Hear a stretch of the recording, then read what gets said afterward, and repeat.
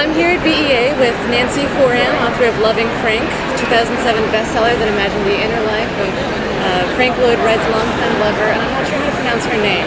May Mancini. Okay. And Nancy's here to talk about her upcoming novel, her long-awaited second novel, Under the Wide and Starry Sky. Right. Great title. Thank you. And that tells the story of the Scottish author Robert Louis Stevenson and his wife, his American wife, Fanny Vandergrift Osborne. That's right. Yeah. And the book will be published in January.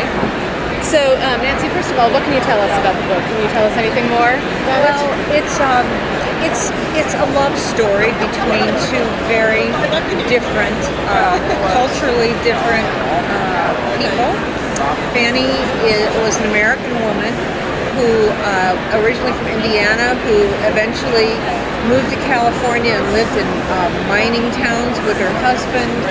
She was, I suppose, what many of us would picture as a pioneer woman, except that she was more sophisticated than that. But she did find herself making furniture out of logs and cooking on fry pans out in the open, and basically living a very rustic life. Stevenson came from an upper crust Scottish family.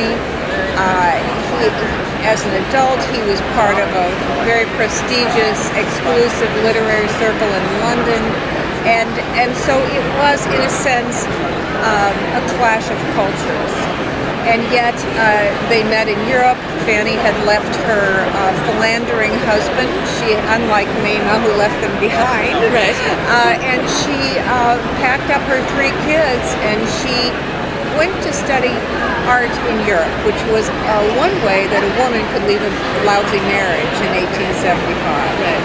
And that's where she met Stevenson.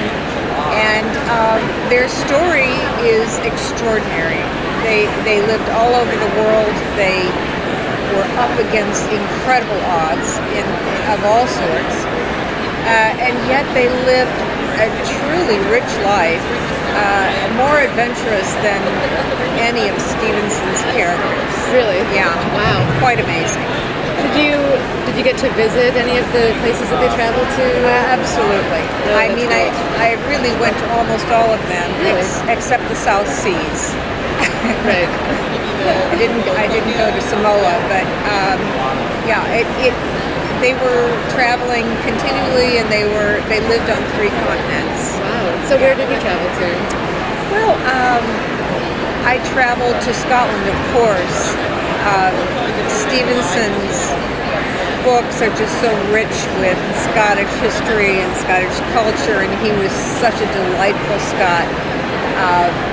And I went to Paris, where Stevenson kind of felt like he was French a little bit. His soul was, anyway. And it was in France that Stevenson, at an artist, a sort of a bohemian artist retreat, where Stevenson met Fanny. She was a painter, he was a writer, and they lived a really bohemian existence together for a while, certainly in Paris. So I was happy to visit all their old haunts, to visit her places, her apartments where she had lived with her children, and to go to the art school that she attended. All these things were just so interesting, so enriching. That's fascinating. It's great that you're able to do so much traveling. Yeah, I loved it. So USA Today has credited Loving Frank with sort of launching the genre of novels that tell the story of the women behind famous men. Yes. In a sense. So how do you see yourself as a trailblazer in that sense? Well, first of all, I'm really not interested in writing books about the unsung woman behind the famous man. Really? Yes. I have certainly found very interesting women by first learning of their famous partners. But these women, the way history has played out, the documentation of lives in history, women's history is not as familiar to us as men's history. And so you find these interesting women in a roundabout way. Mae Mancini was most interesting in and of herself. She was a feminist. She was a translator. And it was the relationship between her and Frank Lloyd Wright that actually caused them both to change very much and evolve and become different people or deeper and more interesting people. Certainly, I think that's also the case with Fanny Vandergrift Osborne and Stevenson, but somehow I just don't put myself in that narrow niche. I'd like to think I'm writing novels. Yeah, of course. Well, so during the course of your research, with you comparing the two women, would you say which of them did you find more interesting? Did you like one more than the other? I like both of them. Yeah. I mean, that's an easy answer, but I mean, they were complicated in different ways, and I love their flaws. It gives me something to think about and write about. Both of them were on literal journeys. I mean, Mamah journeyed from Oak Park, Illinois to Boulder, Colorado to Europe, on this great journey of self-discovery and flight also. Fanny did too. Fanny fled an unhappy marriage, went to the old world rather than the new world. Right. There are all these immigrants coming this way, Fanny's heading the other way. Yeah. And I just think that, Fanny had different issues. Very independent woman, not a feminist by any stretch of the imagination. She was born in 1840. She was not privileged enough to attend the university. Mamah had a master's degree. So really there are only something like 28 or 29 years between them in age. Mamah would have been 29 years younger than Fanny, and yet there was a vast difference even then in terms of what they were able to have access to. Right. They both faced difficult issues with divorce. It remained a big issue for each of them. So, I'm always interested in putting myself in the feet of women who are up against something big. And they were each woman was up against many obstacles.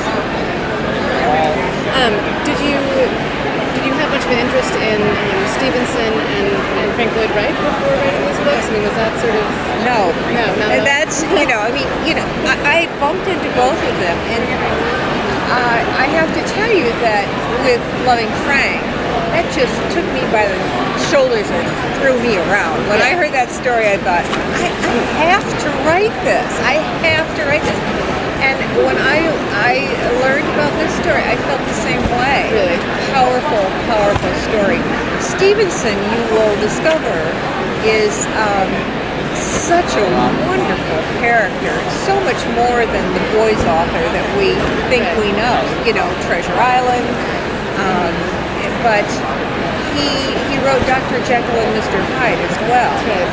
And he was always interested in the darker nature inside of each of us. And his was a journey as well. And when he met her, he was really a nobody. When he met Fanny, yes, he was a young, aspiring, he was 10 years younger than she was. So he was just desperate to get off the dole from his father. I mean, he really wanted to support himself as a writer, and suddenly he's in love with a woman and he wants to support her as well. Right. And he was an extraordinarily prolific author. He produced many, many things, and not only children's books, believe me. He produced fabulous novels, short stories. Some people credit him with inventing the short story. Really? I don't know that that's true. I haven't checked it out. He did sort of invent the sleeping bag. Really? He liked to camp out, and he had something made that was very like a sleeping bag. That's funny. Yeah, hilarious. I never guessed that. Yeah. So, but he deepened so much, he matured so much, and really he began to write novels while he was with Fanny. So he has his own extraordinary story. And he was a courageous person, a very principled person, hilariously funny. Really? His letters there are 8 volumes of his letters, and he's wicked funny. He is. Yeah. I mean, he was a great companion to have. Yeah. So, would you say that is the book sort of equally about Stevenson and It family, is or- equally about them. So that's another reason why it's not about the woman behind the man. Right. This is his point of view and Okay. her point of view, told from 2 points of view: a man's voice and a woman's voice. So it's alternating voices that take you through their journey of 18 years. Only 18 years? Only 18. And I'm not telling you Okay. how it ends Okay. or where it is. Okay. But it will take you to some interesting places. Well, I guess my last question would be, what would you say, what will readers of Loving Frank enjoy most about Under the Wide and Starry Sky? That's sort of an open-ended question, I suppose. I think they'll really enjoy the personalities involved in this one. I mean, they're full-blown, dramatic personalities who are each quite different from the other person, and I think they'll love the journey, because the journey took me on a journey, and I got to learn about the Bohemian art scene in France in the 1870s and 1880s. I got to learn about women's painting schools in Paris. Politics in the South Seas. I mean, so many things. Yeah. Fabulous. Well, Nancy Horan, thank you so much for meeting with us. I love